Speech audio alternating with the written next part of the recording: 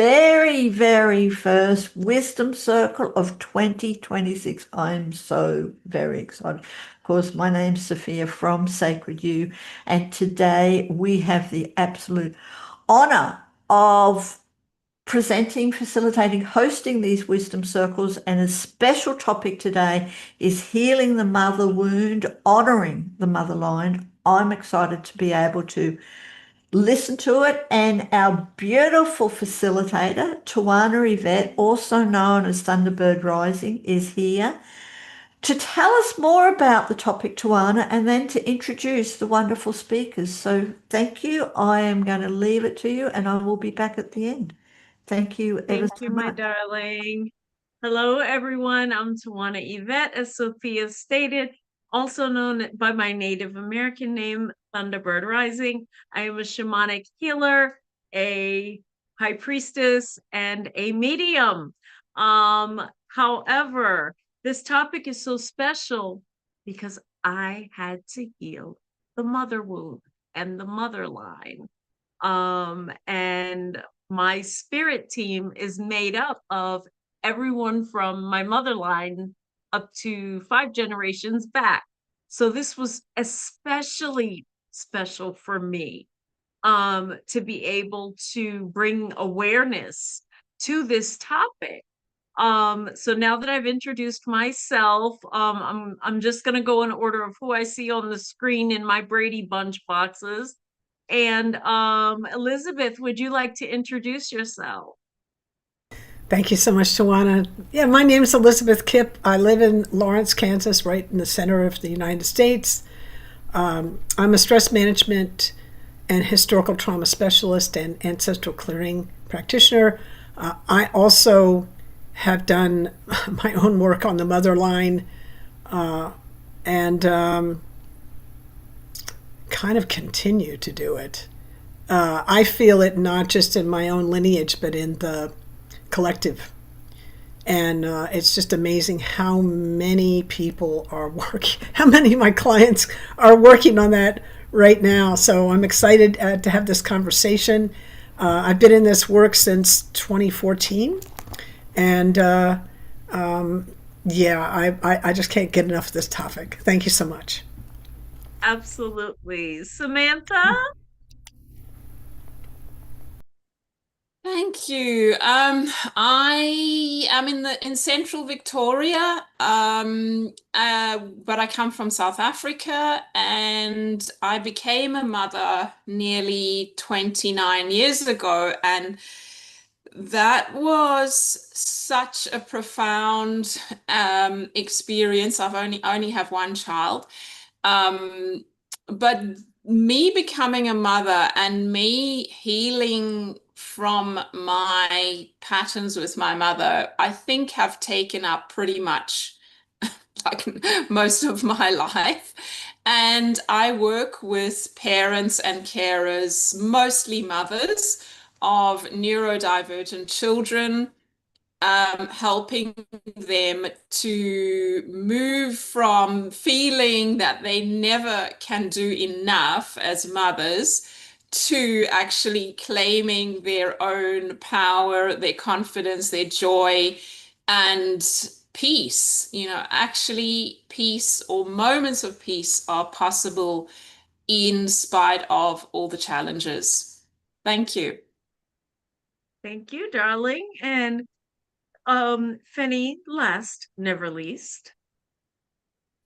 Thank you, Tywanah. Yeah, I'm super honored to be here. I'm Fanny Krentzman. I'm in Denver, Colorado. My company is Radical Love Movement. I work primarily in embodiment and intuition training. And I became a mother 17 months ago. And I would say, in the process of identifying and healing the mother wound in a very fantastic sort of a way. I work a lot with awareness and patterning and unconscious beliefs and movement and embodiment, and studied developmental movement. So I'm getting to see all of these things in real time, and I'm getting to witness myself mothering my daughter and having reactions to my own parenting and getting to hold the awareness of like choosing how I actually want to show up. Not perfectly all the time, certainly on those nights when I don't sleep too, but yeah, I'm very excited to hear what everyone has to say today and what's going to come up in this circle. So thank you so much for having me. Absolutely. And we have an audience member or two here with us today. Gary, would you like to say something quickly about yourself as an audience member? Thank you so much, Tawana. I just love Elizabeth and her trainings and everything. She's awesome. And I'm retired from National Disaster Emergency Management and Public Safety, and I'm shamanic samurai medicine man and an author and stuff like that. So I do energy work and things. But it's great to, oh, and I'm retired from anger management for the courts also. So, it's good to retire and get those things out. But it's great to be here with you and the team. And I love the subject, and I was grateful to be able to have time with my mom before she graduated in 21 at 90 and 8 months. And so we took her on road trips and had fun, but we cleaned up our relationship and it was really good. Thank you. Wonderful. We've got 3 audience members today. So Julia, would you like to say something quickly? Sure. I'm in Seattle. I found this event on Meetup. It sounded super interesting. I'm a mother. I have a mother. I don't know. I missed the intro trying to find the link to get on. So I'll leave it at that for now.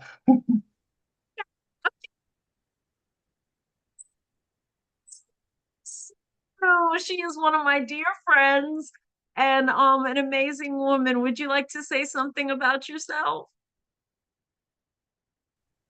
I didn't hear the first part, so hopefully you're talking about me. Yes. There was some kind of glitch. So hello, everyone. Thank you for inviting for this. I just learned about it at our connecting call. So thank you. Appreciate. And I see some familiar faces too, Elizabeth. So who I am, my name is Violeta Capusta. I kind of stepping more into my calling of awakened woman and facilitating the brand and heart mastery co-creation awakened woman club, an awakened woman to help women stand in their power using their voice. And I think big part of it, when I ask my spirit why I supposed to do it, who I am, was because of my mother was very submissive person to my father, and I was just keep standing and creating conflicts with my father, and but many times I was actually becoming like him just so he can doesn't have anything like picking on me or something. And it transformed to transform at some point that my energies actually separated at some point. It was so tense and intense for years that I started recognizing which one are my energies and which one my father. Even though many times consciously, even I could hear that I'm speaking like him and I'm acting like him.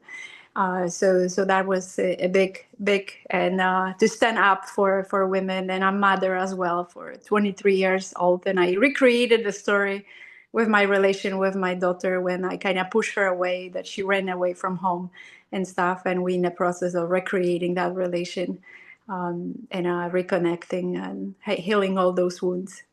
So generational for sure. Absolutely.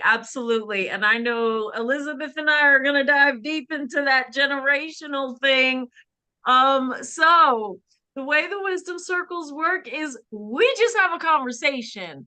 There are no list of questions and rounds and things like that. So if anybody has something to say, feel free to, the panelists, please feel free to chime in. We want to respect everyone, but we can chime in. So I know for me, during my spiritual awakening, I realized what went on in my mother line and how it directly impacted not only my life, but my children's lives. And when I was evaluating my children's childhood is when I realized what happened in the previous generations. And so I had to do a lot of deep diving. And it hurts. It hurts. It really does. It healing is not it's not a yummy feeling until you get to the other side of this line. Healing is lifelong, but you do get to a point in your healing journey where it's like, now I can do this. So as for me, I have 5 generations with me from my mother's lineage. I mentioned I'm a shaman and a medium, and they are my teachers. They are my guides. My mother is the head of my spirit team. I was able to make it to her transitioning right before she went to the other side of the veil, and let her know that I forgave her. And I meant it when I said it. And she had had no brain waves for 3 days, which is why they were, going to allow her to transition. But when I walked in the room, her eyes opened, and her frail hands were trying to take the tube out. And, I'm telling her, Mom, no, I know. And it's okay because I forgive you and I love you. I suffered great abuse as a child, abuse that no child should ever go through. And part of the betrayal that she was fearing was she knew some of it and did not act upon it. So it left me with a lifetime full of poor decisions until my spiritual awakening began in 2021, 2022 timeframe. But every time she came through, she had made her way through the veil a few times. Every time she came through, her message was she was sorry. And, when I think about that, it breaks my heart, because even on the other side of the veil, when she was transitioning, she was trying to say sorry. When she moved over to the other side and came to me, every time she came, it was to say sorry. So Elizabeth, would you like to talk a little bit about this?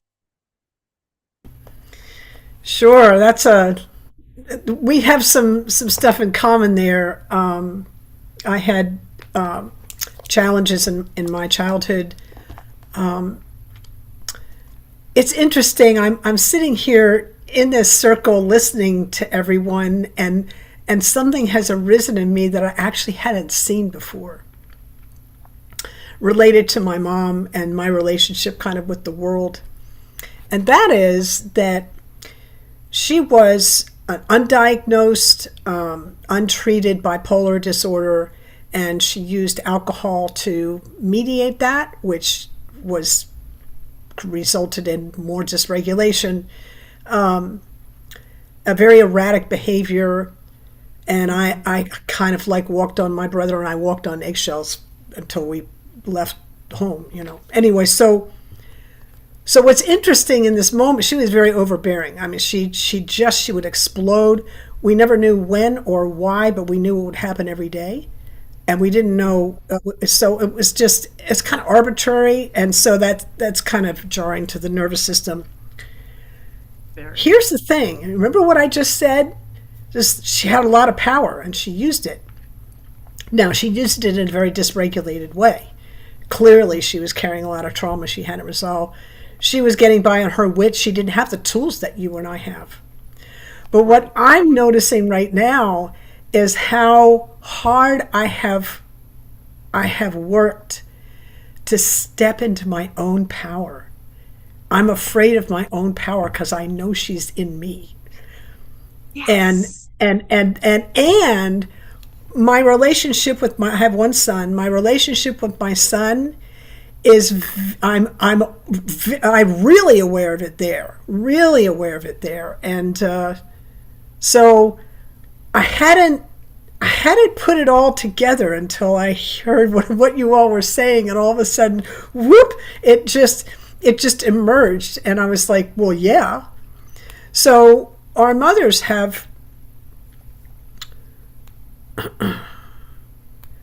they have the power they were born with, and because of the biology, when our grandmother is 4 months pregnant with our mother, all the eggs that our mother's going to have are develop, and so we're sitting there with our grandmother and our mother for like 5 months. So we're sharing space with grandmother and mother there for 5 months. Well, that's profound. And our grandmother spent 5 months in her grandmother, and her grandmother, and all the way down the line. So we're holding the energetic energy of the whole mother line in this moment. That's freaking powerful. There's a lot of power there. Now, on the other side of that, in the summer, I think it was 2018, I sat with this question because I was so haunted by the story of my family and really particularly my mom. I sat with this question: who would I be without the story of my family? I'm not saying that I was trying to get rid of it. I'm just saying I entertained the question. And it was very helpful for me to kind of clear like what's mine and what's not. And I was able to, not that I was able to release the momentum of the past, because the brain carries that, but it helped me have better clarity so that the choices I make in the present moment are a little more conscious. Yes. And I had a little better sense of my own identity. So just that's both sides of the coin, right? We carry all the mother line energetically, and we can sit in that null space, that 0 point, and have a whole different experience. Yeah. Yes, we can. Oh my goodness. Thank you for sharing, Elizabeth. And thank you for pointing out that yes, we do sit in our grandmother's bodies, and our mother sat there, and so on and so forth. But something else I wanted to mention is ancestral lineage remains in our DNA. So, for example, if your great grandmother was a psychic, her fears are passed down to you. And it's in our DNA until we decide to clear it. We have to do something about it. And the wonderful thing about all of us here in this space right now, living at this time, is we have so much knowledge and wisdom available at our fingertips. I mean, look at us. We're all over the world connecting, and it's just beautiful. So Samantha, would you like to chime in? Yeah, a lot of, things are coming up for me. And I wanted to share what I learned from you about the tea ceremony, talking about the ancestral wine, because it's a lovely little, it's a lovely way that I have found that I learned from Tywanah to connect with those ancestors. And particularly for me, I feel a lot more connected to the female line. My mother's still alive, and really struggling with her struggling with, I think, depression at the moment. And so, yeah, that's something that and she's far thousands of miles away in South Africa. But I really want to I really feel I'm able to support her in some way at this time, and she is able to listen to me. So it's something that's very different from the pattern where growing up, where she would, and I'll come back to the tea ceremony.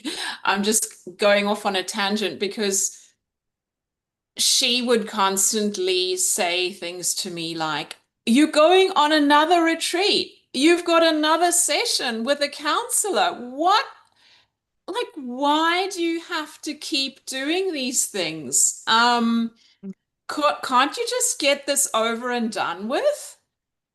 So just like such a different understanding of the healing, or no understanding of what it's like to be on a healing journey.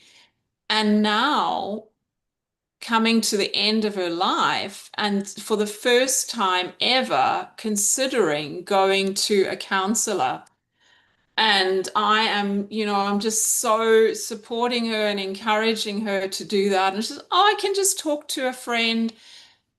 No, Mom, you're going to feel a sense of obligation. And I know she does. She doesn't want to be a burden on others. So go to a professional, because you're paying. There's a proper exchange, and you won't feel like you're a burden.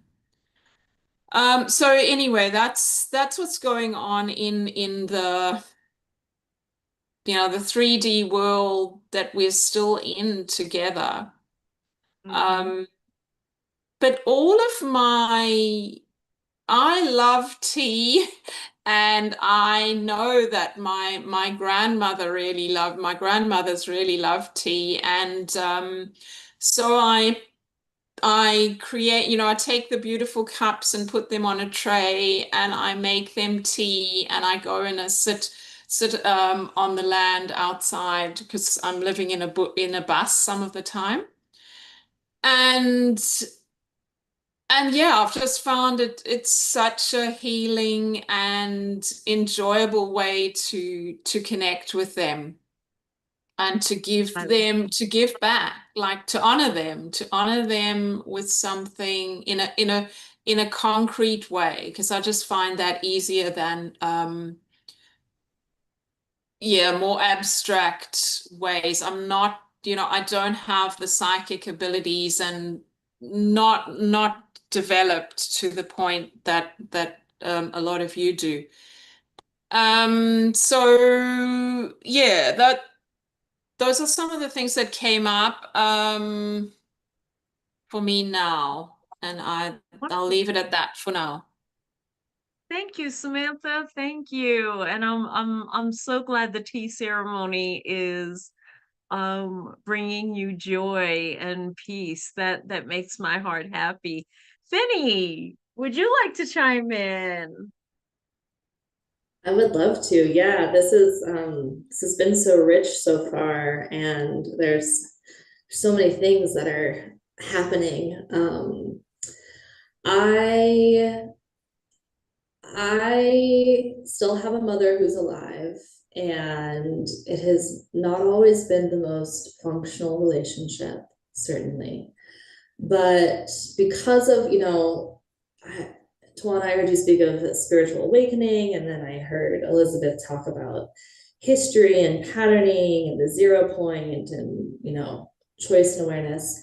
And that's like, choice and awareness is like the meat of the work that I do. And you don't get to have choice without the awareness. And so much of healing the mother line to me is gaining an awareness of how the patterning has shaped you, and how your reactivity continues to fulfill those beliefs, and like gaining the opportunity to reformat that experience. But personally with my mom, she spends a lot of time with my daughter now, who is brand new. It's just 17 months old, just a sweet little talking toddler. And it's such a, the work, the healing, right? Like healing means wholeness, right? And so I witness in myself a lot. The way that I interact with my daughter is I'm very present, I'm very responsive. I chose to take the whole first year of her life off of working, and I'm just like there. I've also done a lot of work on being present, so I can do that, and my mom is not those things. My mom is very ADD, very distracted, very pain avoidant, very whatever. And coming from my sense of wholeness versus when I'm in my reactivity or my patterning, watching how my mom interacts with my daughter can be really triggering, because I see her, pick up her phone while my daughter's like grunting at her, trying to get something. I want to be angry, and I want to like fix it and make it, show her the right way to do it. And I know that that's all just like my stuff coming up. And then when I'm whole, I just like, oh, my baby is her own person. she's gonna be patterned. She's gonna have to fall asleep to who she is and go through the journey of awakening and coming home to herself, because it's part of the script of being a human. And so I've been learning to appreciate. I still interject, because you can't help it all the time. I'm like, excuse me, could you put your phone down while you're hanging out with her? But I think there's this thing that I'm hearing in here of everyone speaking of the choice that we have, right? We can come from our wholeness, and we achieve that through whatever healing process we go through. Yeah. I was fortunate or unfortunate enough to be traumatized, like have a very challenging psychological and emotional trauma at 19 that sent me on my path. And thankfully, I was at a place enough in myself to choose awakening instead of, started was, drug abuse and numbing and hiding and whatever, and blah, blah, blah. But the other thing that, being a body professional that I really honor in the mother line is matter, is Mother Earth and our form and the body we inhabit. And so much of the work that I do is with the story, my personal patterning and history of my maternal line, but also the mother line of like, I am body and I'm made of earth, and like the ultimate mother is earth. And I really like spend time being in communion with nature in that way, and being informed, and guided. So that's my contribution for now. So thank you. You're welcome. One of the things I'd like for us to chat about, and this is very personal, but I do share it. My children walked away from me for 3 years, almost 3 years, 2.5 years. And rightfully so, because my mother's trauma was passed to me, and I did not have the awareness nor the tools at the time. I always make the joke, the Encyclopedia Britannica and the Webster's Dictionary did not tell me how to heal my trauma. And so it unfortunately spilled over into their lives. And as adults, they had to make the very brutally painful decision to walk away. And we've since reconnected. We are working on our relationships. It is work.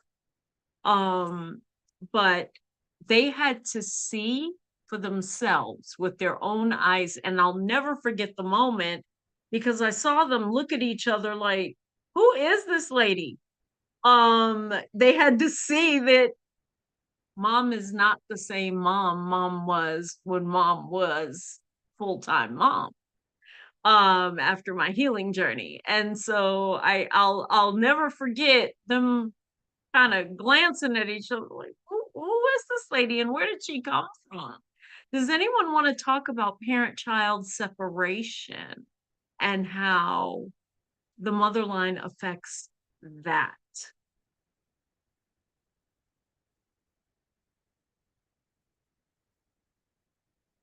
Well, thank you for sharing that story. It's beautiful to see people go through such a transformation, like you have, and sounds like it was pretty quick as well. It was like a real fast track. So yeah, my daughter is autistic, and I went through a huge disconnection when she was a teenager. She suddenly, in a moment I will never forget, she changed from being a quiet little angelic creature to saying words to me that I can't repeat here. I mean, swearing, kicking, breaking things. She became violently possessive over me. She wouldn't tolerate me having friends. And I didn't know what was going on. I'd barely heard the word autism and didn't associate it with my daughter, but I felt so disconnected from this child that I'd been so close to for, 14 years. And it was so incredibly painful.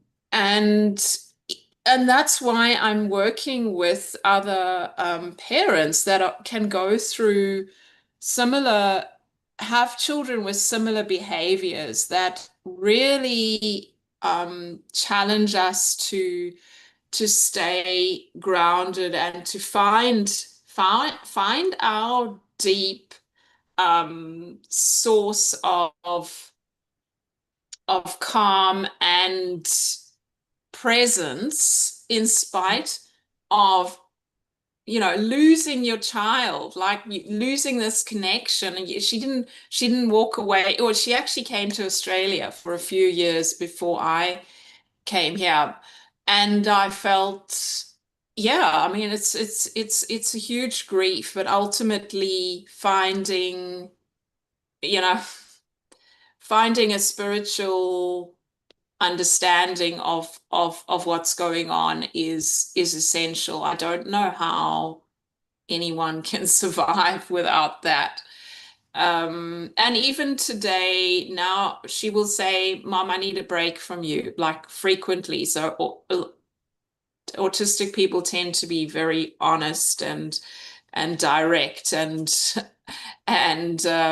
yeah, she'll say, "I need a break," and yeah, we go through periods of disconnection where I just have no idea what is going on in that brain of hers. No idea.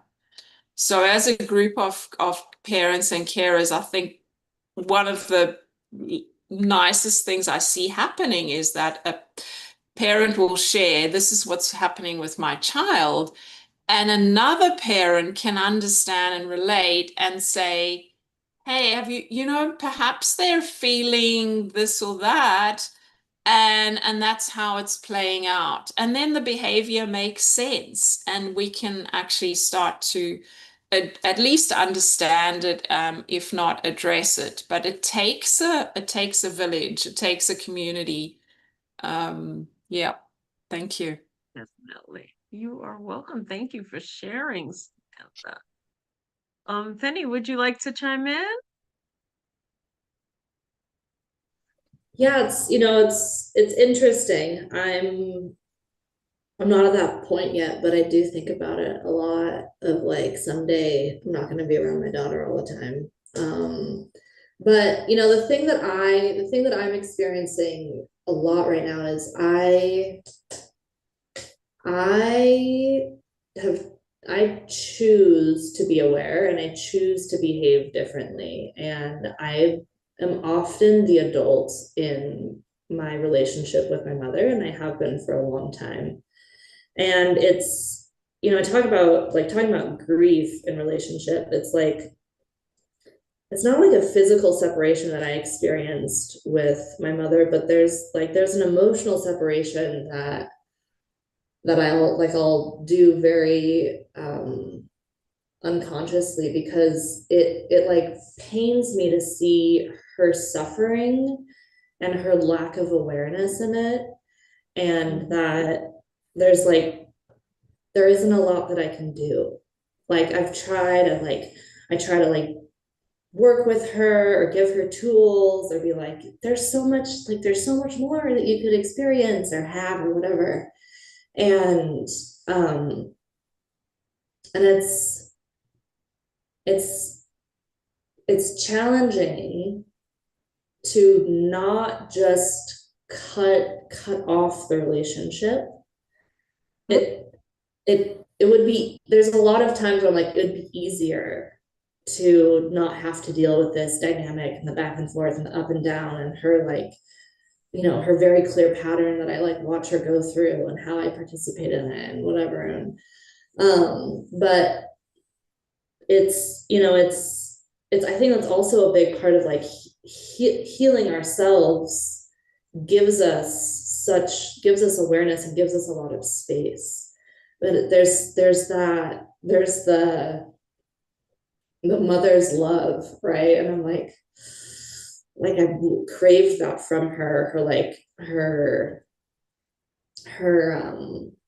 unfettered, you know, presence, and I just want to be there, and to just have to like accept that is its own like, and it, you know, it there's times where it makes me feel really separate from her, but there's also times when it gives me the opportunity to just like appreciate her and her humanness, you know, and just be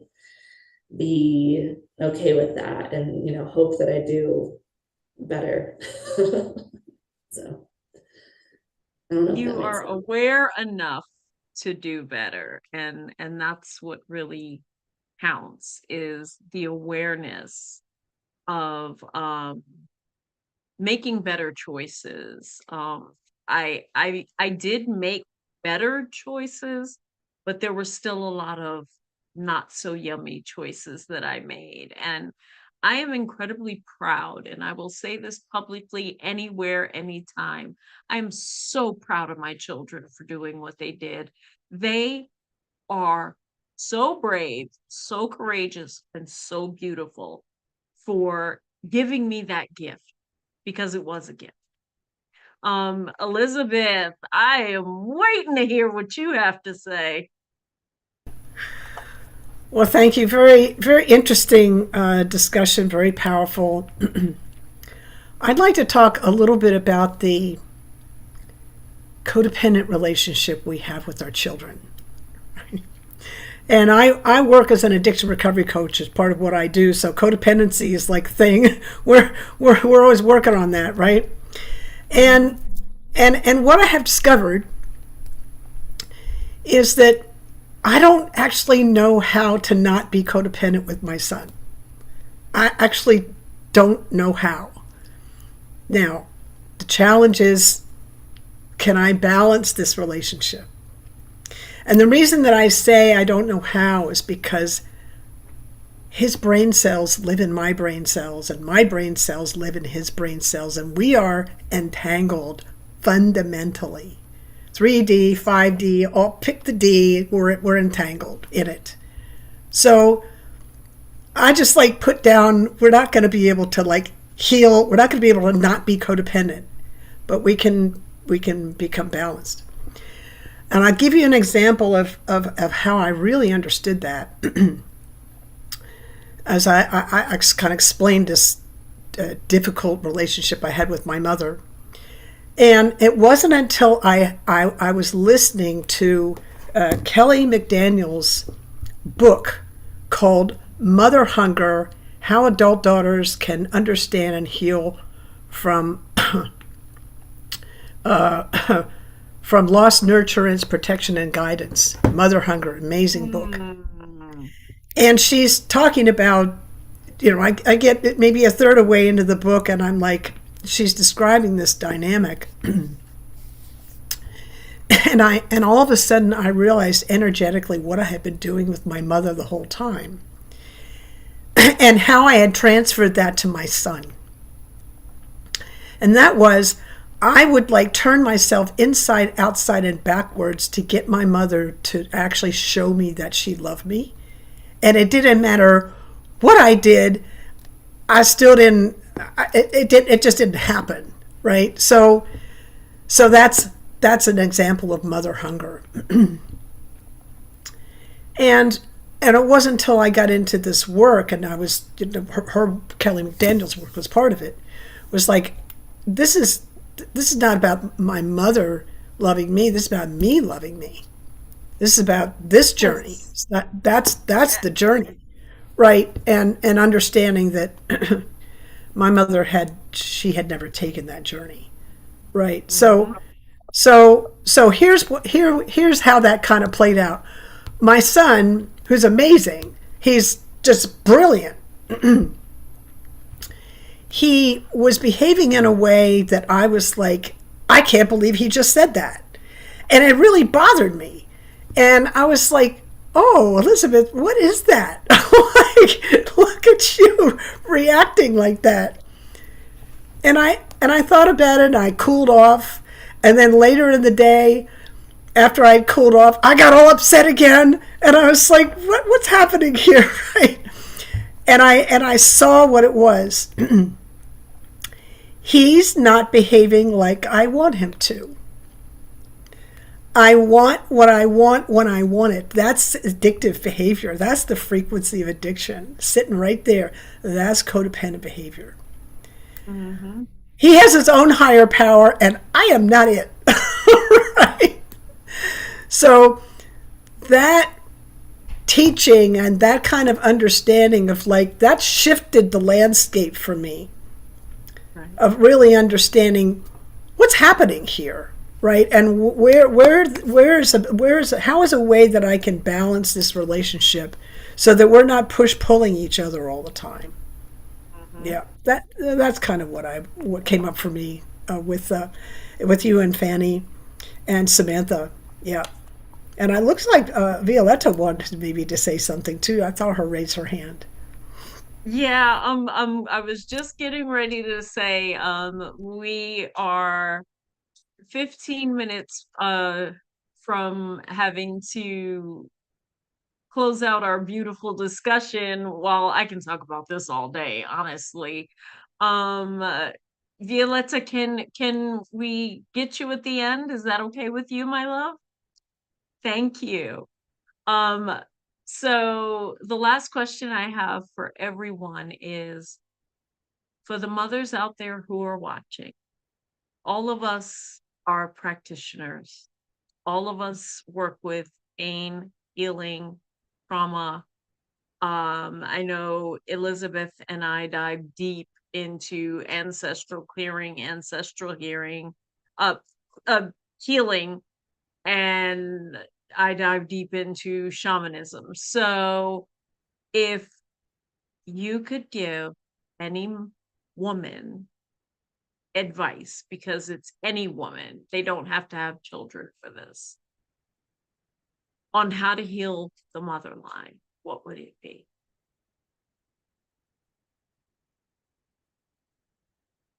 Anyone? Go ahead, dear. You don't have to raise your hand. Pick me.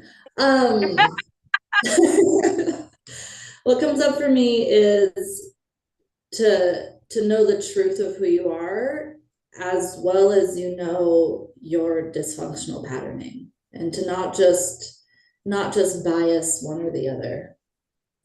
Don't just get all woo-woo about we're all love and it's or don't just focus on the ways that you've been hurt and the bad things that you do and whatever, but to really be committed to knowing the truth of who you are and the ways in which you are wounded as well. So, and one of the things I neglected to mention was our mother line has a lot to do with, even though the father shows us who we should love, the mother line has a lot to do with our self-love. So if I could give any woman advice, it would be, you are worthy of love. It doesn't matter what anyone says to you. You are worthy of unconditional love. And you do not have to please anyone on this earth but the divine. Well, the divine's not on this earth, in the earth, but no one in this world. You do not have to please anyone. Do what you need to do to make you happy and you whole. And secretly, you wind up healing the forward generations. Elizabeth, any closing thoughts? Sure, I'm all of you. I would say that that journey to heal the mother wound between mother and child is actually the journey into your heart, and knowing that you are love, and that the more I do the work, the more I see that well of love in the heart is bottomless. It's limitless. It's this connection to the infinite. So, and that for me is very powerful, right? So I'm able to hear my son say things that, like, I can't believe he just said that, and deal with my own stuff, or my mom, I can't believe she just said that or did that or whatever, and stay within and tap that well of love. Just stay there. Yeah. Oh, that's kind of what I learned. I love it, Elizabeth. Samantha?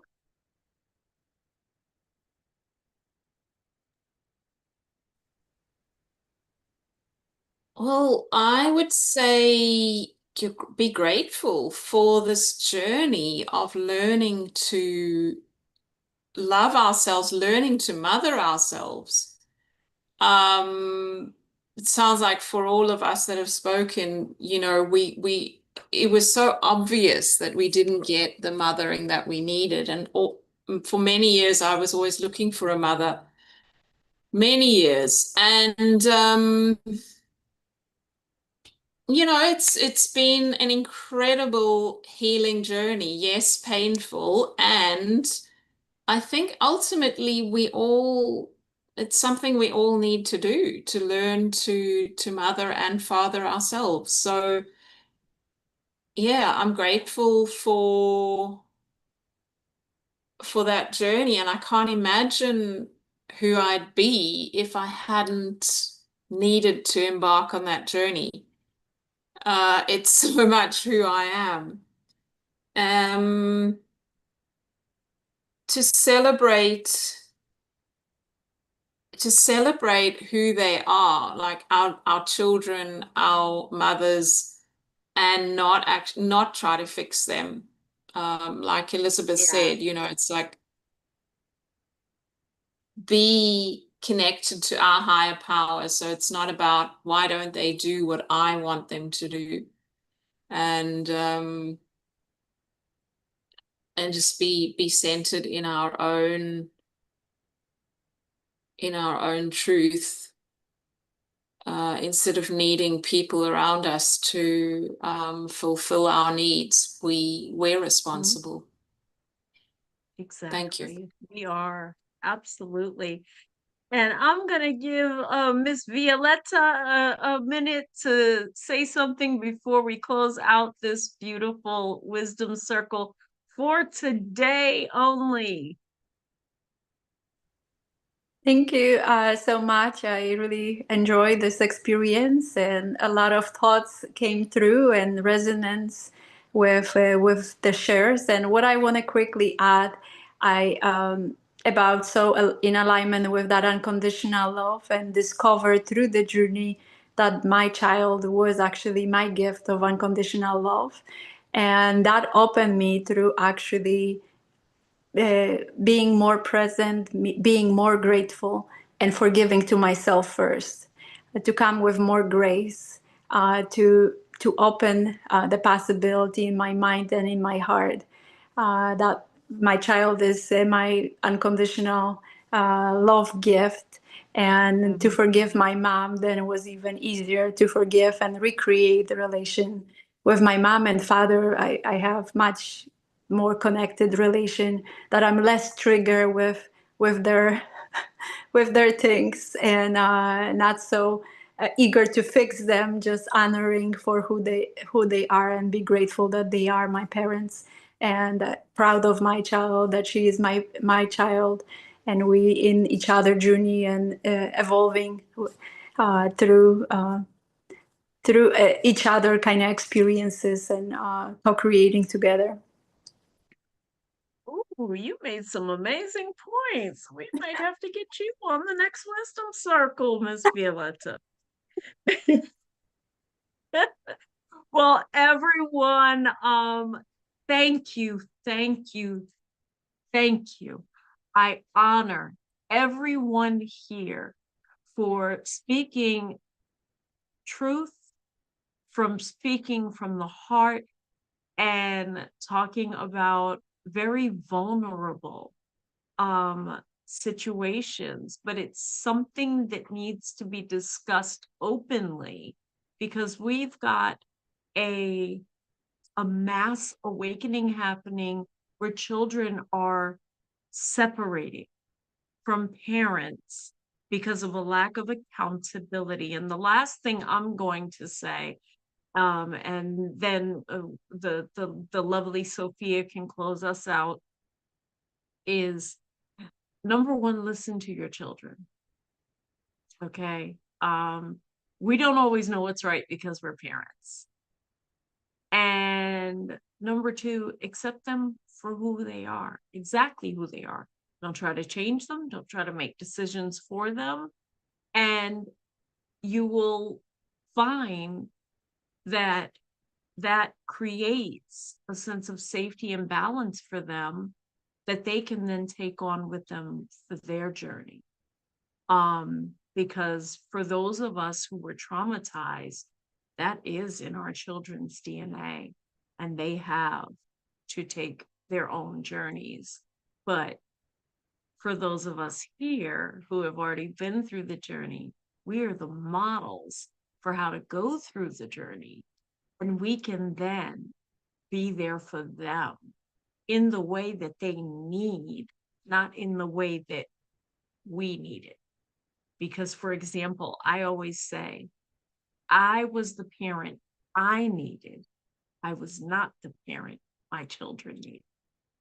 And with that, I'm going to hand it back over to the lovely Sophia. Thank you, Tywanah, and thank you, everyone. This has been an incredible conversation. I've been sitting here and taking so much in, which is also helping me to heal my mother wounds as well. So thank you ever so much. Before we wrap up very quickly, Julia, would you like to share anything, or do you have any quick questions just before we wrap up? And also Gary as well. Yeah, thank you. I'm bummed that I missed the intro and came in late because, I was nodding along. Everyone, I recognize parts of myself and everyone's story. It's a lot of resonance. And the one thing I think that wasn't mentioned, because reparenting, right? We can now become our own parent, Yes. be what we weren't given, because we're adults now. That was reverberated multiple times. And so that was awesome. But the one thing I think that is another unique perspective as a parent that I recognized in my son when Elizabeth was talking, it reminded me of, he doesn't like to be babied. He's 19 and first year of college, and really didn't want like my last bits of advice before he was going off in the fall. And I was like, why does it irk him so hard when I'm just literally trying to give him like the last bits of advice, because I haven't been a helicopter parent. I've been very much like hands off as they grew up and got older and older. And then I realized, oh, he's actually giving me his power. And I had to tell him that. I said, when it bothers you that I'm caring, I'm not going to stop caring for you. This is my way. But if it bothers you, you're actually giving me your power. So I said, that's how you feel, and that's what you need to deal with. Your feelings are your feelings. So I gave it to him because I've been a carer for sure, right? Carrying everyone's emotional load and right? Like I've had to break up with that. So that was one other big point that came up for me that I think is really important Thank for you for sharing anyone that. who maybe has not seen that or heard that perspective. So Yeah. thank you for asking. Thank you for sharing that. That is really, really appreciated. And as well, Tywanah will be back in a month for part two, round two of this wonderful topic. So Julia and Violetta, if you would, sorry if I'm not pronouncing your name properly, but Violetta, if you would actually like to join us on the circle as speakers, please let us know. Truly, truly, truly. And Gary, we welcome you into the circle and we honor you for being here. Is there anything that you would like to share before we wrap it up very, very quickly? I'd like to just express gratitude to everyone and hearing your stories. I was fortunate because my mom and I did Jinshin Jitsu back in the 80s together, but Thank you. we were really able to help heal our relationship. She dragged me from Buddhist to Jehovah's Witness and everything in between, so I had God issues. But it was interesting. We went through the Sedona Institute together, and when it was in Sedona, Arizona, and went to Landmark Forum and did holographic repatterning and psychoneurological repatterning. And we really were able to become best friends later on getting through that. So it was helping me listen to everybody and so to be grateful for the relationship we had. So Okay. thank you. Thank you. And we honor you for being here, showing up. It's really, really good. And for everyone else, for Elizabeth, for Fanny, for Samantha, again, thank you so much for giving up an hour of your time. I do know, Fanny, that you will be leaving us, well, everyone will be leaving us very, very soon. For anyone out there who is watching, whether it's the live or the replay, click on the links to reach out to these amazing women who have just given up an hour of their time to share their experience and their wisdom about honoring the mother line and healing those wounds that we all need to do so they don't get passed on for future generations. Do come back next week. We have more wisdom circles, and like I said, our beautiful Tywanah will be back in a month for the next part of this one. Coming up is Ancient Wisdom Rising, Moon Medicine for Modern Hearts. That's coming up. That's actually in 10 days. Our beautiful Samantha will be here not long after that with her wisdom circle, Miss to Feed and Nourish the Wild Woman. And for everyone out there who is watching us, check out Sacred You. Visit Sacred You. It's just sacredyou.love with the letter U.love. Come and join us for free. And also do our archetype circle where that will also help and empower you to connect with that inner mother and the sacred feminine to also to heal those wounds. Come and check it out, and we will see you all next time. Thank you.